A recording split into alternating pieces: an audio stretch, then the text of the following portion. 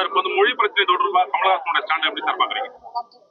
Kamal Haasan stand வந்து அது வந்து ஒரு திரையுலக நிகழ்ச்சி. முதல்ல அவர் எதுக்காக அப்படி சொன்னார்னு எனக்கு தெரியல. ரெண்டாவது, தமிழ் வந்து ஒரு மூத்த மொழி, இல்லைன்னு சொல்லலை. ஆனா தமிழிலிருந்து வந்ததுக்கான ஆதாரம் அவர்கிட்ட இருக்கான்னு சொல்லி, நான் ஆராய்ச்சியாளரும் இல்லைன்னு சொல்லிட்டார். ஐம் நாட் ஹிஸ்டாரியன் சொல்றாரு. அப்படி இருக்கும்போது அந்த கருத்தை பதிவு செய்வதற்கு காரணம் புரியல. அதனால இப்ப வந்து வேகமாக சுழன்று கொண்டிருந்த உலகத்தில் நான் வந்து முற்போக்கு சிந்தனையோடு நாம் வந்து முன்னேறி செல்ல வேண்டிய நாட்களில் திட்டங்கள் தீட்டி மக்கள் நல்லா இருக்கும்னு நினைக்கும் போது இந்த சர்ச்சைகளெல்லாம் கொண்டு வந்து இந்த சர்ச்சைகளும் என்ன பயனடைய போறோம்னு தெரியல.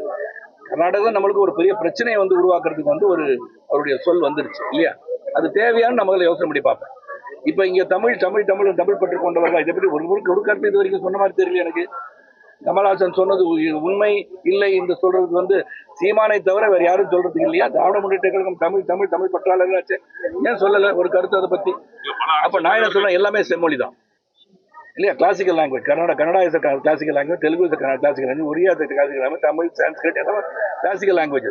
அந்த அந்தஸ்தை பெற்ற செம்மொழி என்ற அந்தஸ்தை பெற்ற பிறகு இதிலிருந்து தான் அது வந்தது என்று சொல்வதால் என்ன பயன் என்று புரியவில்லை. ஆனால் தமிழ் வெறி என்பது இருப்பது வந்து தவறு கிடையாது. ஆனா பிற மொழி இதிலிருந்து தான் வந்தது என்று சொல்வதற்கு ஆராய்ச்சியாளர்கள் சொல்ல வேண்டும். அது இருக்கான்னு முதல்ல பார்த்துட்டு சொல்லுங்க. நம்ம வந்து மூத்த மொழி தான், நான் இல்லை நான் சொல்ல 4000 ஆண்டுகள் 5000 ஆண்டுகள், சீமான் 50000 ஆண்டுகள் சொல்லிட்டாரு. அப்படிலாம் இருக்கும்போது இருக்கலாம், எங்க இருந்து வந்ததுன்னு சொல்ல முடியுமா? அதாவது அவர் சொன்னது வந்து எதுக்காக சொன்னார் எனக்கு புரியல. அது எது உள்ள அர்த்தம் இருக்கா உள்கருத்து இருக்கா தெரியல. ஒரு படம் ஓடுறதுக்காக சொன்னார்.